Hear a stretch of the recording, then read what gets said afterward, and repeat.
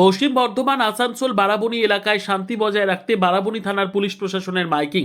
আগামীকাল পশ্চিম বাংলার বিধানসভা নির্বাচন ফলপ্রকাশ হবে, তার প্রাক্কালে রাজ্যের সর্বত্র পুলিশ প্রশাসনের পক্ষ থেকে এলাকায় শান্তি বজায় রাখতে মাইকিং করে এলাকাবাসীদের সচেতন করছেন।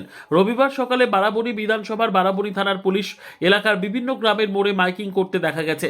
পুলিশ প্রশাসন জনগণকে সচেতন করছেন আগামীকাল নির্বাচনের ফল, সেই দিন এলাকায় ভিড় করার উপর নিষেধাজ্ঞা, দুজনের বেশি কোথাও একত্রিত হবেন না, কোনো অপ্রীতিকর ঘটনা ঘটলে সাথে সাথে থানায় খবর দেবেন, আইন নিজের হাতে তুলে নেবেন না, কোনো ঝামেলা তৈরি হলে পুলিশ প্রশাসন তাদের বিরুদ্ধে কঠোর ব্যবস্থা গ্রহণ করবে।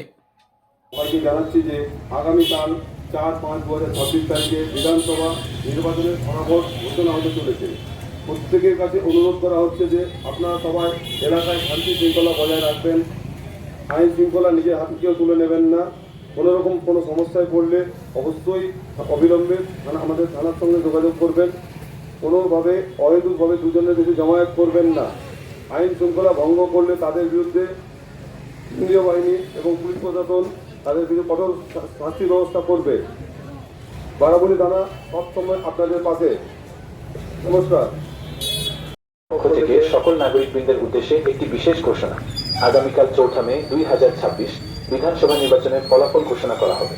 এই উপলক্ষে আপনাদের সকলকে অনুরোধ করা হচ্ছে এলাকায় শান্তি শৃঙ্খলা এবং সাম্প্রদায়িক সম্প্রীতি বজায় রাখুন। অনুগ্রহ করে কেউ আইন নিজের হাতে তুলে নেবেন না। যে কোনো সমস্যায় পড়লে বা জরুরি